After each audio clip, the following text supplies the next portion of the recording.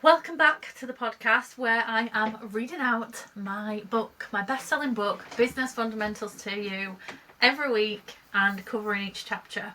So if you've not listened to the introduction to Business Fundamentals, then please go back an episode and hear the introduction. But we're now getting into the diving into the work where you're actually going to be able to learn, you're going to be able to implement and take action. So we're starting off with clarity, connection and commitment, because this has a massive impact on your business and life. And yeah, let's dive right in. To start off, it's all about life and analysis. So when I first started my business, my overall mental health wasn't in the best place. So how could I practice stepping into a business mindset? The craziest thing was the conditioning from those around me that you must get a job and work hard. Yet these same people were telling me not to legally notify our tax office of what I was doing and just take cash. I understand why, but that narrative then sets a precedent of where you're going, and that's not anywhere great if you begin with cheats and lies. It's not in my bones anyway, and so I registered as self-employed and I began this scary journey of being responsible for making my own money on my own terms. It's worth noting here that this isn't my very first business. At first, as a first-time mum, I had some sock monkeys and begun selling them to my Facebook community, of which I grew to 8,000 plus, without any social media training. And these sock monkeys transformed into a keepsake business, all handmade memorabilia, and then that transformed into running networking events. From there, I found a passion for teaching and translated into becoming a creative business mentor until I fell in love with the digital marketing and service-based business world and transitioned into a business mentor for services as the Queen of Business Organisation. As you can see, it's been quite a journey. And this is all a symbol of how my mindset has evolved as I have grown a niche as I found my path with what I want to do. Back when I started this business, I had succeeded with my keepsakes, making a consistent income, juggling life, but I wasn't happy. I loved my work, but all other areas of my life were out of sync. I remember often hitting overdraft because I couldn't manage my finances. I remember the anxiety of facing it, having to get out of bed daily and face the world. Then after a day of work, with family or socialising, whatever the scenario, I would tear myself apart, believing that others were talking about me, judging me, and I was overwhelming myself with stories that weren't true and very little insight into what I could do about it. I was deep in depression and anxiety, but nobody but my husband knew about it, and so I continued to spiral and felt overwhelmed with everything I felt was beyond my control within my life. Thankfully, I listened to a talk on money mindset and it changed my life. The mental health aspects of my life got worse before it got better, but what is worth noting is that when my mind improved, my finances did too, my relationships did, and my children's anxiety did too. Once I began my journey of building something I was passionate about and deciding to succeed with it and earn more money, I discovered that clarity played an important role, yet I didn't have enough of it. It was so clear that I wasn't connected to what I wanted out of life, and so this presented a block. Knowing you want more, but not knowing exactly what you want creates a confusion and unclear direction. You cannot get to your destination if you don't know the roads to get you there. This was something I massively had to work on. The thing was, I could tell you I wanted something, but the energy behind it was just a dream, not an understanding that it was possible if I decided it was and committed to it. This is the biggest difference between those who get what they want and those who don't. Setting a clear intention and acting on it. I see it with girls as a business mentor all the time, and I feel power in always questioning and asking why, how, and getting it intentional. Having a vision is the number one foundation of any successful business strategy. Let's talk some examples. So I asked myself what I want to achieve in life next year. The answer? Earn more money. Great, but why?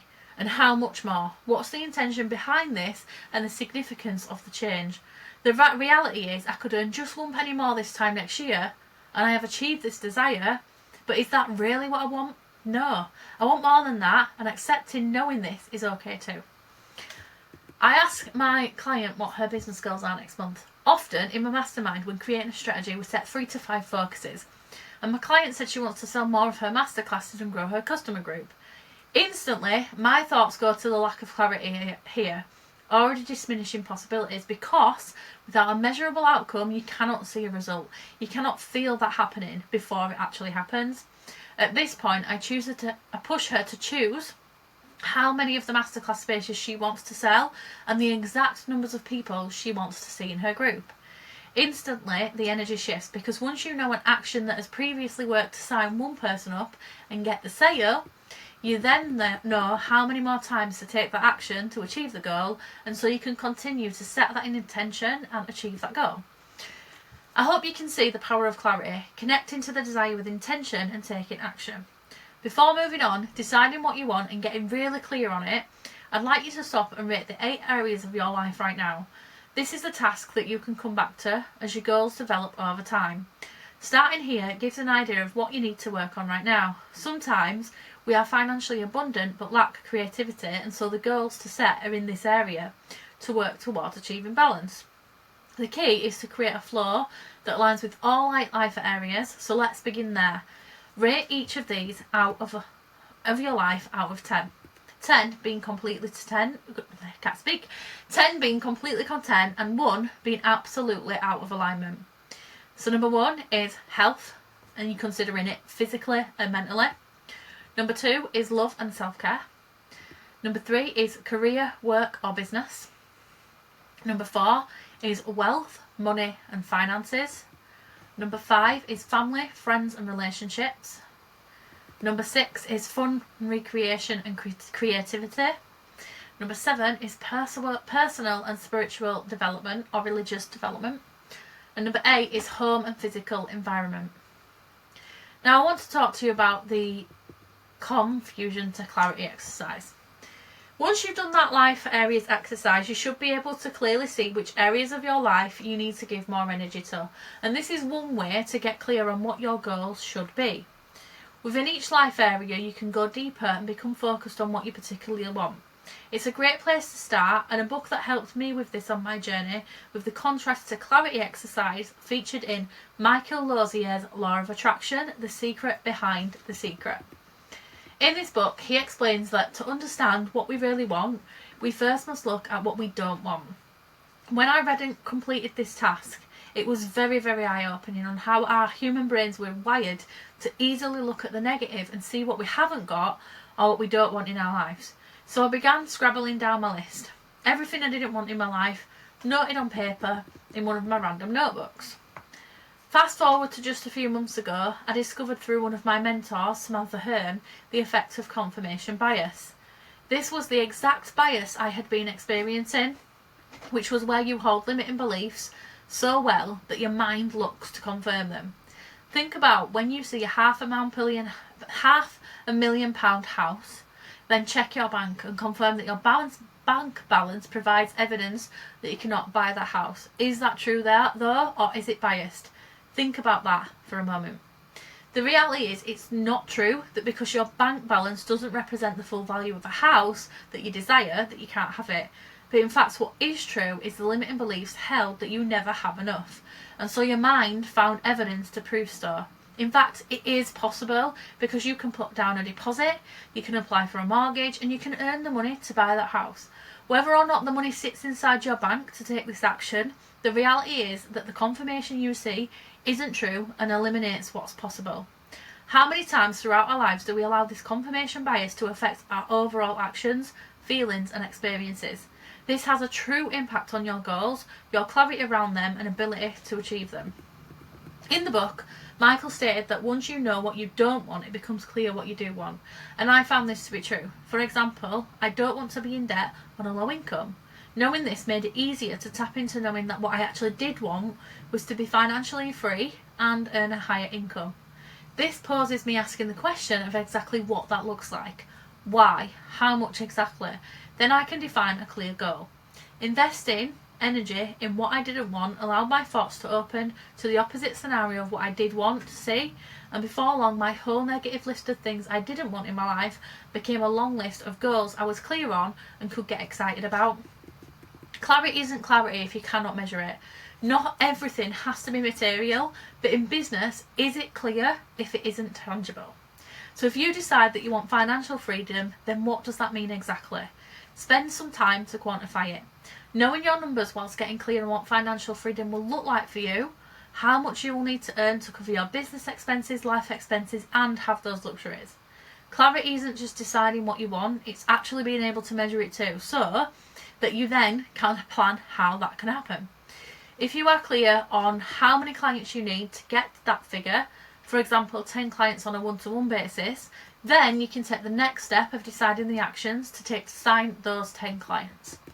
Clarity with your vision as a starting point is just the beginning and is absolutely and undeniably powerful. I never used to set goals. I don't know why, but I believe it was possibly because people around me growing up never actively talked about what they wanted, other than my mum, who is an active manifester and dreamer. She plans how she's spending money before she has it, and I used to think it was ridiculous. But now I know what I know. I can see that it's just a vision, and that as a starting point enables you to figure out the how. Now I live life by deciding what I want and then asking myself how I'm going to make it happen, which nothing can happen if I'm living daily in confusion without enough clarity to take action. When I discovered what I wanted, it was actually to stop working so much that I burnt out. After once upon a time juggling 4 job roles and knowing that busyness is not the life for me, as in busyness, not business, is not the life for me. I'm creative and so I enjoy doing lots of different things, but I knew that my life needed more flow. In recognising this, I decided that I only want to work 4 days per week. Then I made that happen by organising my diary and setting that intention. I then decided that to fit in all my projects and manage my team and new ideas, I would need a weekly admin day and content creation day. So I set the intention to work with clients only 2 days per week. I could physically see what that looked like within my diary, so I could measure how it works and change it if necessary. Clarity creates action. Now I want to take you into the triangle of success. Once you know and understand exactly what you want, the commitment to it becomes easier. Looking at each area of your life, you can see where it needs more attention. Using the clarity exercise, you can decide exactly what it is you want and set those intentions. This was a method I've been using for the last 3 years until recently, when I noticed that I was still out of balance. My goals were exciting and I would achieve more than ever, but I still wasn't happy and there was a huge feeling of something missing. I believe in the power of putting yourself in the room. This is where you surround yourself with others with similar desires to yourself so that your energy aligns, and you can gain so much from being around like-minded players in this game of life. I noticed rapidly that a lot of talk of energy was holding conversation and a recurring theme, be it the moon cycles, healing, menstruation, or feelings that were a topic of discussion, and it brought my attention to the fact that there is more chasing wealth, and to achieve true balance, our energy needs to focus on health and happiness too, a triangle of success. What became clear is that wealth, health and happiness were all something I wanted, but my energy wasn't given to each area, and so this resulted in physical and emotional pain, as I was treating my body and mind like they weren't important factors to achieve wealth. In my experience, this was in the form of abusing my body with trigger foods that would swell up my throat, clog up my sinuses and affect my breathing. It was spending days sitting at my desk and not creating movement, and so not only did my weight creep up, but my body began to create pain from what I believe is inflammation, as my joints and muscles weren't getting what they needed. It was in the form of saying yes, overcommitting and overwhelming myself, so I found myself in repeating patterns of working hours with no end. Eat, sleep, work, repeat. It wasn't healthy, and although wealth-wise I did achieve more, I wasn't happy. I'm a creative person and I crave time to binge watch the nearest Netflix series, sit and do some crochet with my favourite colour wool, or spend my days off on walks with my husband, or for a cheeky quiet lunch whilst the children are in school. If that's what I wanted, why wasn't I consciously creating it? We often do this, behave in a way that doesn't serve our higher self and fulfil our desires and purpose. It takes strength to break cycles, such as binge eating, staying slumped behind a desk, and finding self-motivation to encourage a happier, healthier you. But it all starts with a choice and a decision to. You have a choice to watch others achieve what they want, or a choice to say yes to it for yourself. Here lies where the balance can be created. The triad of success is about 3 focuses that align and impact each other. If you improve your health, you improve the way you feel, increasing productivity, increasing the effect of the work that you do, and achieving greater results. In short, poor energy, poor performance, poor results. The triangle of 3 becomes a cycle you can ride. Invest time in health by working on your energy, fueling your body, and movement will release happy hormones and offer the productivity to work on building your business and impact your wealth. Bringing the money in to achieve your goals, to pay off the debt, buy the hot tub or book the holiday, which will contribute further to your happiness. But how do we start this cycle before it even exists? Feel healthier before implementing any exercise. Be wealthier before the money arrives, and have the happiness desired before commitment to the other two. Again, it's a choice. Choose your happiness to be what you've got. Create healthy habits with what you have and build wealth from where you are right now. Contribute to each in this way and see the evolution happen and greater balance in this cycle. Once I was aware of this, it changed the way I looked at life massively. I changed my schedule, I started doing more of what I love and working on what wealth looks like for me. So let's work on it for you. Where in your life do you need to work on your health? Where in your life do you need to improve your wealth? And where in your life do you need to improve happiness? Okay, I want to get you to take practical action. Let's get you that clarity. Take a moment to complete the confusion to clarity exercise and get really clear on what you want to do. Look at your life scores in the 8 areas to help you think about what you don't want in each area and the opposite being what you do want. How does it feel for you to do this task? As you write the things you do want, what limiting beliefs and inner chatter shows up for you? Was it an easier task or quite challenging? The next step I really want you to focus on is finding the balance with all that you want from life and business. So I want you to complete an audit of these 3 areas: health, wealth and happiness.